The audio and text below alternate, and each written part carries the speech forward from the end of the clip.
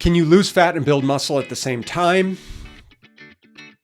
Short answer, yes. Long answer is, of course, it depends on the individual that we're talking about. Welcome to the show where we help you make smart nutrition simple. If you want proven nutrition strategies to help you build a better body and create the energy to show up for your family without overly restrictive and unrealistic dieting, then you're in the right place. Make sure to subscribe and enjoy this episode. What is going on? Welcome back to another episode of the Smart Nutrition Made Simple show. I am on a roll with these Q&A episodes and been getting some good feedback, so I'm going to keep it going here. By the way, I'm Ben Brown, head coach and owner here at Body Systems, and I'm excited to welcome you to this Q&A episode. In today's episode, we are going to talk about whether you're using the right weight for a given exercise and how to know how much weight you should be using. We're going to talk about whether it's possible to lose fat and build muscle at the same time. And what do you do if you have quote unquote bad genetics? Is it your genetics that's keeping you stuck? I beg to differ, but you're going to have to find out more by digging into this episode. So let's go ahead and jump right in. I hope you guys enjoy. And here we go. How do we know if we're using the right weight for a given exercise?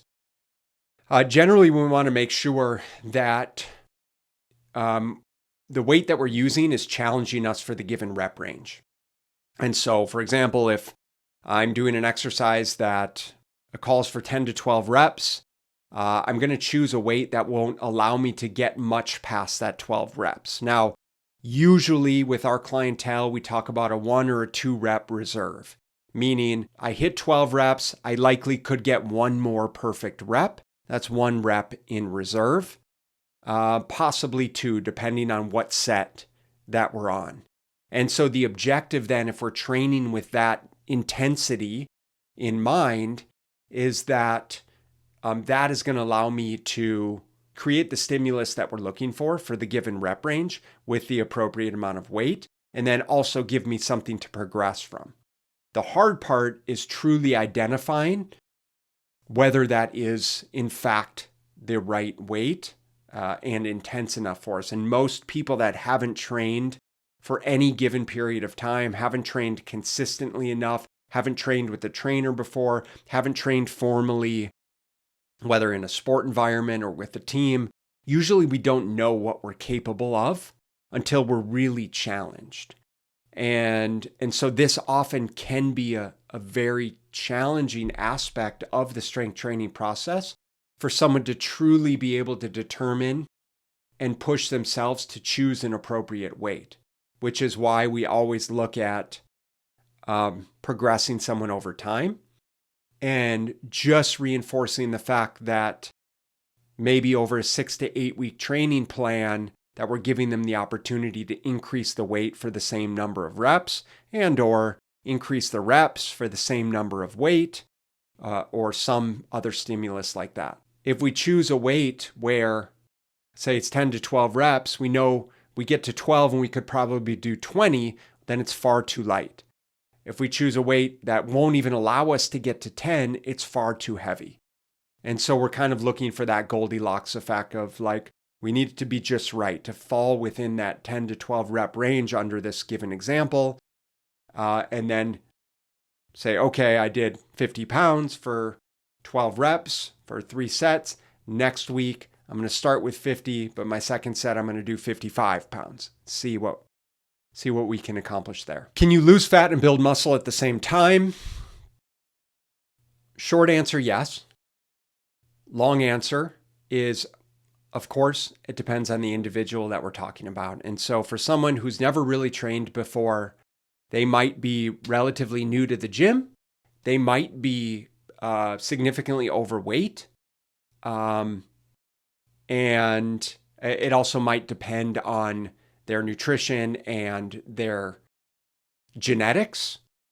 They might have a much higher propensity to body recomposition. So might have the propensity to lose body fat and gain muscle mass at the same time, usually over the first maybe 8 to 16 weeks of their training, if not more, again, depending on the person.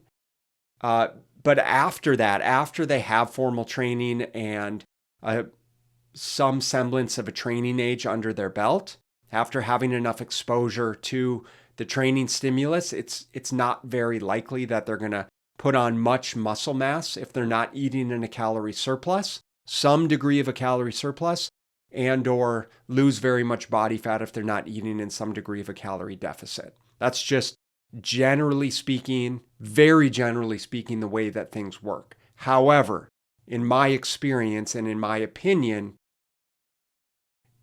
when we are really focused on the training output, the progression of the workouts, the training intensity, the nutrition and the quality of the nutrition, the recovery techniques, including sleep, hydration status, supplementation, then I think we have a much greater ability to actually recomposition. And I've seen a number of individuals and athletes do this over a relatively short period of time, despite the fact that they've been well-trained athletes, because of the environment that we're creating, because they're kind of stacking dominoes in a way that is creating a much higher likelihood of success versus someone who's more metabolically deranged, never trained before, or still drinks on the weekends and is eating junk food and just doing the minimal requisites to get by. So I think that really makes a huge difference. And I don't think it justifies the question around the general consensus over we can't gain muscle and lose fat at the same time. I think we can, but we've got to be very diligent about all of those factors. If someone tells you that they have bad genetics, the easy response is just sucks for you, pick better parents next time. And the reality, though, is that, we're all dealt this genetic hand. How we play the hand really ends up being up to us. And I think Dr. Mark Hyman says, I'm sure you probably took this from someone else, but he says genetics loads the gun and lifestyle pulls the trigger. Obviously, not counting some rare genetic disease, if we're simply talking about whether it's diabetes, whether we're talking about body fat change, whether we're talking about getting six-pack abs, like some of us are predisposed to have incredible physiques and hypertrophy incredibly easily and will be fantastic bodybuilders. Other people are genetically predisposed with tons of type 1 muscle fibers that would make them world-class endurance athletes, right? But neither of those individuals would be able to do what the other one does, regardless of how hard they train, how clean they eat, like whatever. So I do think that there's this level of genetic predisposition that kind of dictates, listen, man, you're going to have a really hard time putting on muscle tissue. Now, for one person to start training at 40 years old with poor genetics is very different than that same person starting to train at 16 years old with those same poor genetics. So I think we have the ability to create as favorable of an environment as possible.